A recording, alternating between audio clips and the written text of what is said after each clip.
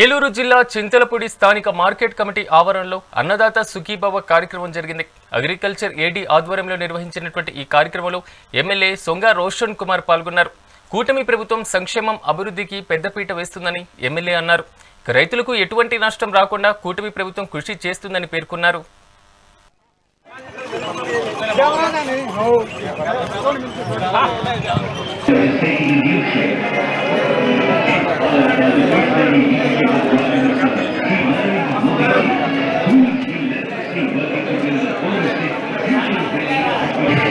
అలాగే సార్ మీరు బ్రిడ్జ్ దగ్గర కూడా ఫారెస్ట్ క్లియర్స్ ఉంటే ఫారెస్ట్ డిపార్ట్మెంట్తో మాట్లాడేసి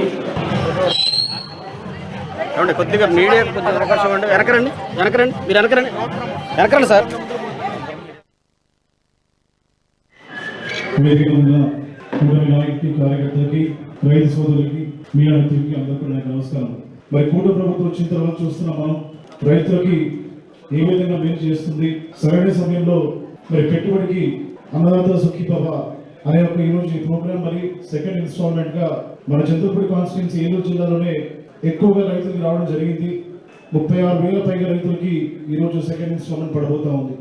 అలాగే దాదాపు 26 కోట్ల రూపాయలు మన నియోజకవర్గానికి ఈ యొక్క అన్నదాత సుఖీభవ ద్వారా ఈరోజు రైతుల ఖాతాల్లో పడబోతా ఉంది. రాష్ట్రం మొత్తం చూస్తే 46 లక్షల పైగా రైతులకి ఫస్ట్ ఇన్స్టాల్మెంట్, సెకండ్ ఇన్స్టాల్మెంట్ కలిపి మరి 6,300 కోట్ల పైగా డైరెక్ట్ గా రైతుల అకౌంట్లోకి మరి వేయడం జరుగుతూ ఉంది. సూపర్ 6 పథకాల్లో ప్రతి ఒక్క హామీని నెరవేర్చుకుంటూ ముందుకు వెళ్తా ఉంది కూటమి ప్రభుత్వం.